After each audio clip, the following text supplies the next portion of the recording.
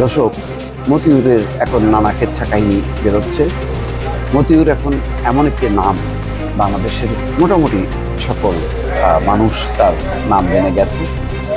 জাতীয় সংসদে পর্যন্ত তার নাম নিয়ে বিতর্ক করছে। সেই মতিউরের সম্পর্কে প্রতিদিনই গণমাধ্যমে নানা কেচ্ছা কাহিনী বের হচ্ছে। সর্বশেষ যে খবরটি প্রথম আলো প্রকাশ করেছে তাতে বলা হচ্ছে, সম্পত্তি ক্রয় ও ব্যবসায় অনুমতি নেননি মতিউর। মতিউরের অনুমতি লাগে না, সেই বেনজিরও যেমন অনুমতি নেয়নি, তেমনি মতিউরও কোনো অনুমতি নেয়নি। খাল এবং সড়ক অবৈধভাবে দখলে রাখায় রাজধানীর মোহাম্মদপুর বেড়ি বাঁধ সংলগ্ন আলোচিত সাদেক অ্যাগ্রো ফার্মে উচ্ছেদ অভিযান চালাচ্ছে ঢাকা উত্তর সিটি কর্পোরেশন। দুপুর 12টার কিছু পর শুরু হয় অভিযান। এর আগে খালের ওপরে থাকা বিভিন্ন অস্থায়ী ঘর এবং রিক্সা গ্যারেজের টিন খুলে নিয়ে যান দখলদাররা। খালের ওপর অবৈধ বসবাসকারীরা তাদের আসবাবপত্র বের করে নেয়। অবৈধ বসবাসকারীরা জানান, ঘর ভাড়া এবং বিদ্যুৎ বিল বাবদ টাকা নিত স্থানীয় প্রভাবশালীরা। তবে আলোচিত ছাগল কাণ্ডের সাদেক অ্যাগ্রোর কাউকে দেখা যায়নি। খালের পাশে অফিস এবং খামারে আগের মতোই রয়েছে গরু ছাগল। আসসালামু আলাইকুম প্রিয় দর্শক, ফাইনালি চলে আসলাম আপডেট ও গুরুত্বপূর্ণ কিছু নিউজ নিয়ে আপনাদের মাঝে। প্রিয় দর্শক, অবশ্যই ভিডিওটি শেষ অবধি দেখবেন। দর্শক, আপনাদের কাছে ছোট্ট একটি অনুরোধ, দেশ এবং দেশের বাইরে হলে কমেন্ট বক্সে লিখে জানিয়ে দেবেন, আর চ্যানেলে নতুন হলে সাবস্ক্রাইব করে পাশে থাকা বেল বাটনটি অবশ্যই অল করে দেবেন, কারণ পরবর্তী আপডেট নিউজ সবার আগে পাওয়ার জন্য প্রিয় দর্শক আর অবশ্যই একটি লাইক। আসসালামু আলাইকুম রহমতুল্লাহি ওয়া বারাকাতুহু। সম্মানিত দর্শক, বাংলাদেশের বেনজিরের যে কলঙ্ক, এটি যারা প্রথম উন্মোচন করেছে তারা হলো বসুন্ধরা গ্রুপের মালিকানাধীন পত্রিকা দৈনিক সেই কালের কণ্ঠ। তো কালের কণ্ঠ এই কাজ কেন করলো, কিভাবে করলো, সেগুলো নিয়ে বহু কথা রয়েছে, কিন্তু বাস্তবতা হলো যে ঘটনা তো সত্য।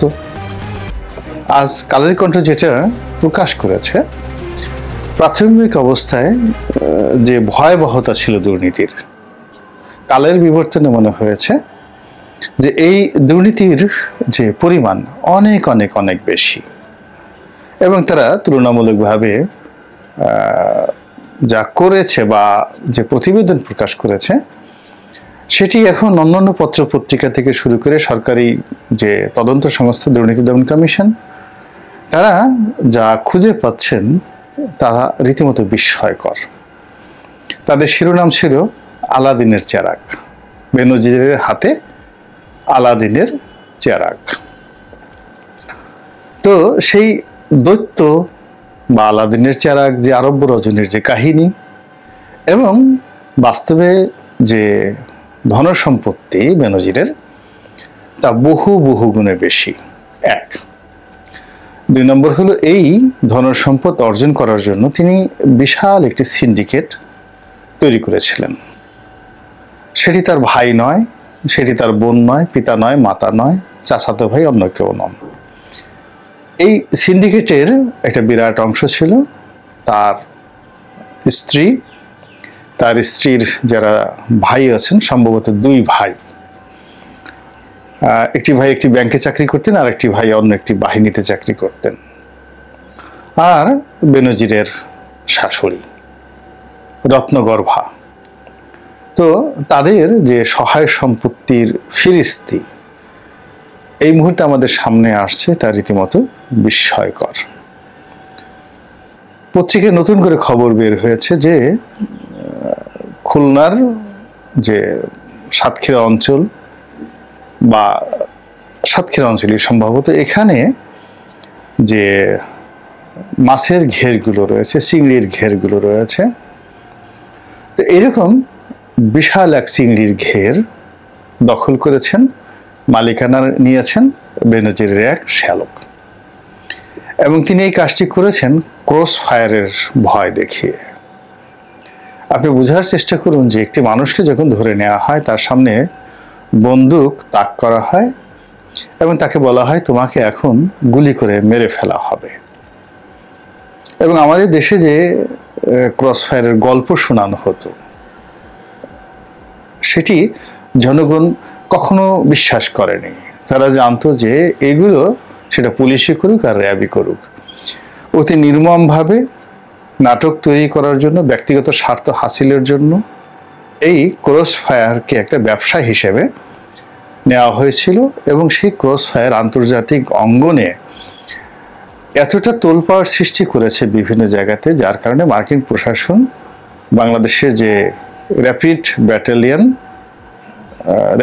অ্যাকশন ব্যাটালিয়ন মানে RAB র্যাব, এই র্যাবের বিরুদ্ধে যে নিষেধাজ্ঞা দিয়েছে, এই নিষেধাজ্ঞার গুরু ছিলেন জনাব বেনজিরকে কেন্দ্র করেই মূলত এই র্যাবের যে দুর্নাম এবং বদনাম এটি চূড়ান্ত পর্যায়ে চলে যায়। এখন নিঃসন্দেহে র্যাবে যখন বেনজির ডিজি ছিলেন তখন এই র্যাবের অনেকে এই অপকর্মের সাথে জড়িত হয়েছে। র্যাবের আপনি এই যে 7 মার্ডারের কথা চিন্তা করেন, নারায়ণগঞ্জ, লোমহর্ষক এরকম বিশ্রী ঘটনা পৃথিবীতে খুব কম আছে।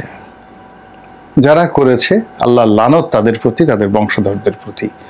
এইরকম অপকর্ম রাষ্ট্রীয় বাহিনীতে থেকে কে করতে পারে? নারায়ণগঞ্জের সেই 7 মার্ডারের কাহিনী বহুদিন পর্যন্ত আমাদের জীবনে কলঙ্ক হয়ে থাকবে, জাতীয় জীবনে কলঙ্ক হয়ে থাকবে। তো এই র্যাবের যারা ডিজি হিসেবে যান সাধারণত পুলিশের থেকে যান, এবং এ যাবৎকালে পুলিশ থেকে যে সকল ডিজি গিয়েছেন মূলত বেশিরভাগ ডিজিরই কোনো ক্ষমতা ছিল না। মূলত ওখানে দ্বিতীয় যে পদ, একজন কর্নেল পদমর্যাদার, যিনি সেনাবাহিনী থেকে আসেন, এডিজি অতিরিক্ত মহাপরিচালক অপারেশন, তিনি মূলত এই কর্মগুলো পরিচালনা করেন। এবং র্যাবের যে স্ট্রাকচার ছিল সেটি হলো মূল যে কমান্ডিং পদগুলো, এগুলো নৌবাহিনী থেকে, সেনাবাহিনী থেকে, বিমান বাহিনী থেকে কর্মকর্তাদের এনে তারপর পুলিশদেরকে দ্বিতীয় গুরুত্বপূর্ণ পদগুলো দেওয়া হতো। এবং এই পদগুলো, পুলিশের পদগুলো মূলত অলংকারিক ছিল, কিন্তু কার্যত এখানে মূলত মূল কাজটা সেনাবাহিনীর লোকজনই করতেন। তো র্যাবের যে সুসময় যে সময়টিতে ছিল, বা র্যাব নিয়ে মানুষের যখন খুব আশাবাদী হওয়ার মতো কোনো একটা অবস্থা ছিল, তখন সেই র্যাবের যে কমান্ডগুলো অ্যাবসলিউটলি মূলত সেনাবাহিনীর হাতে ছিল। বেনজির হলেন পুলিশের সেই সুপুরুষ যিনি র্যাবে যাওয়ার পর ডিজি হিসেবে পুরো র্যাবটিকে তার ইচ্ছা মতো তিনি পরিচালনা করেছেন, এবং যত কমান্ডার, সেটা সেনাবাহিনী থেকে আসুক, নৌবাহিনীতে আসুক, তাদের ভুং ভাং তিনি চুরমার করে দিয়েছেন। সে কর্নেল হোক, ব্রিগেডিয়ার হোক, হোয়াট এভার মে বি।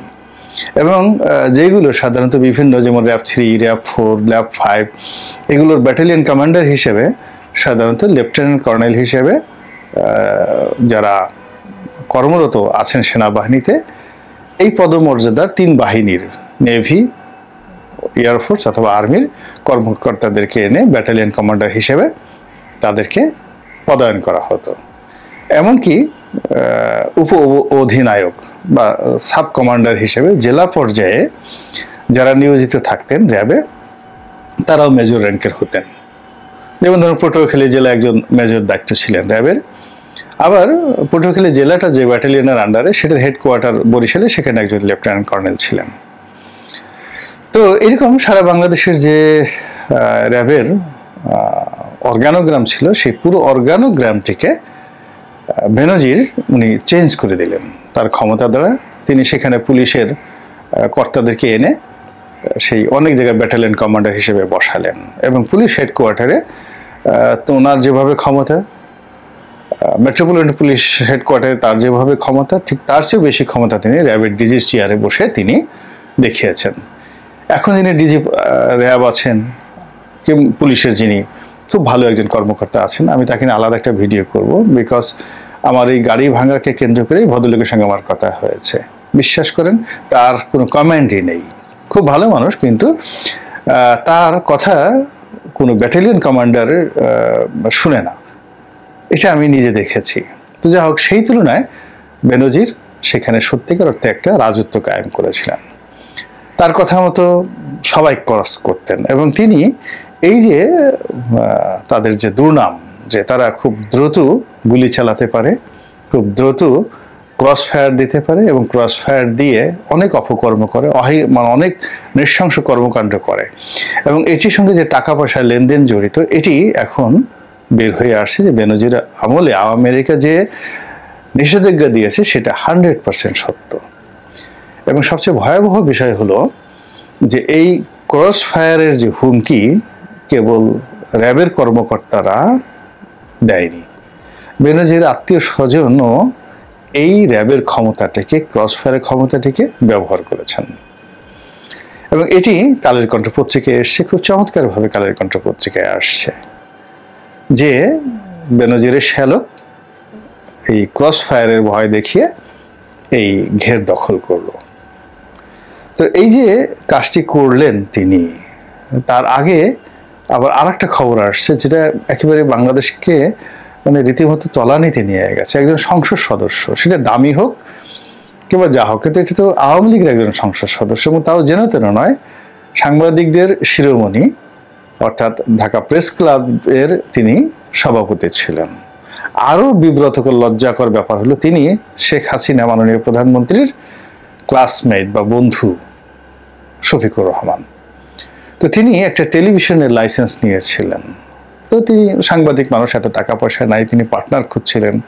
তো এই লোককে রাত 1টার সময় বেনজির ধরে নিয়ে গেল ওয়েস্টিন হোটেলে, এবং তিনি নিজে বলেছেন যে আমাকে, সমকাল পত্রিকায় এসছে যে আমাকে জোর করে ধরে অস্ত্রের মুখে আমার সমস্ত শেয়ারগুলো এই বেনজির তার নিজের নামে এবং তার এক পান্ডার নামে নিয়ে নিয়েছেন। এবং তিনি বললেন যে অস্ত্রধারী কিছু লোকজন দাঁড়িয়েছিল সেখানে। তো বোঝার চেষ্টা করেন যে ক্রস ফায়ারটা কেবল ঘেরের মধ্যে থাকেনি, ক্রস ফায়ারটা 5 স্টার হোটেল পর্যন্ত, ওয়েস্টিন পর্যন্ত চলে গিয়েছে। তো সেই যে বেনজিরিয়ান গং, সেই বেনজিরিয়ান গংয়ের যে কীর্তিকলাপ এবং কাহিনী এখন প্রকাশিত হচ্ছে, আর আমরা যতই দেখছি ততই স্তম্ভিত হচ্ছি। আর তার এই কর্মকাণ্ডের কারণে দুটো মূল বাহিনী, র্যাব এবং পুলিশ, তারা কতটা বিব্রত হচ্ছে এটা আমরা বলতে পারবো না। কিন্তু আমাদের মহামান্য সরকার বাহাদুর তারা বিব্রত হচ্ছেন না, সরকার বাহাদুর কোনো বিব্রত হচ্ছেন না। তো তারা বলছেন যে এটা বেনজিরের ব্যক্তিগত ব্যাপার, বা আজিজের নাম আসছে আজিজের ব্যক্তিগত ব্যাপার, এটা আমরা কিছু জানি না, এটা প্রথা অনুযায়ী তারা বিচারের মুখোমুখি হবে। তো কেমন বিচারের মুখোমুখি হবে তা তো আপনারা বুঝতেই পারেন যে এখন বেনজির কোথায় কেউ জানে না, আসবেন কিনা তাও জানে না। সবাই আল্লাহর দরবারে দোয়া করছে আসো আসো আসো, আবার কেউ কেউ বলছে এসো না এসো না এসো না, এবং পুরোটাই একেবারে ইথারের উপর চলছে। আল্লাহ সর্বজ্ঞ, মহামহিম, তিনি জানেন কখন কাকে ধরতে হবে এবং কখন কাকে কিভাবে সেই তাকে পাকড়াও করতে হবে। এবং আল্লাহ রাব্বুল আলামিনের সেই পাকড়াওয়ের যে লিস্ট, সেই লিস্টে বেনজির পড়ে গিয়েছে এবং এটা ক্রমশ সামনের দিকে এগুচ্ছে। আল্লাহ আমাদের সবাইকে হেদায়েত দান করুন আর হেফাজত করুন। আসসালামু আলাইকুম ওয়া রাহমাতুল্লাহি ওয়া বারাকাতুহু।